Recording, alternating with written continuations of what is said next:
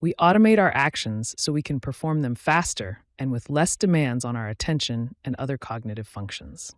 Well, what would you think happens to our fast, automatic actions when we make an error? The answer: we slow down.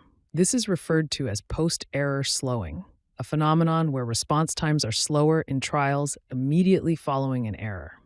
This slowing suggests that we shift in action control from automatic, fast processes to more controlled, slower processes to minimize mistakes, which, depending on the action, could be costly if not dangerous. A team of cognitive scientists from Flinders University and the University of South Australia recently completed a research investigation to determine if humans rely on receiving feedback that they have made an error or whether they can detect an error on their own.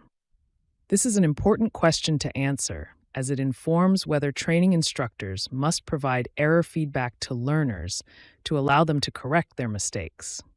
In this study involving the serial reaction time task, learners responded to a visual stimulus which informed them which key to press from amongst 4 possible response keys. Learners were not informed that the order of the key press stimuli followed an embedded sequence. The researchers were interested in determining if learners could acquire the sequence to press the keys faster as they practiced the task.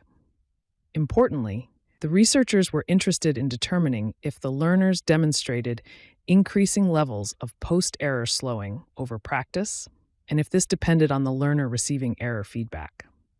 An increase in post-error slowing has been described as reflecting increasing strength of association between key presses due to the embedded sequence.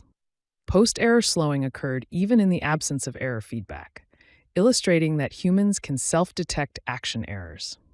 Learners who received error feedback did perform more accurately, and this was associated with higher levels of post-error slowing. Error feedback did not influence the rate of improvement in the task, suggesting that error feedback influences performance accuracy, but does not directly enhance the acquisition of movement sequences.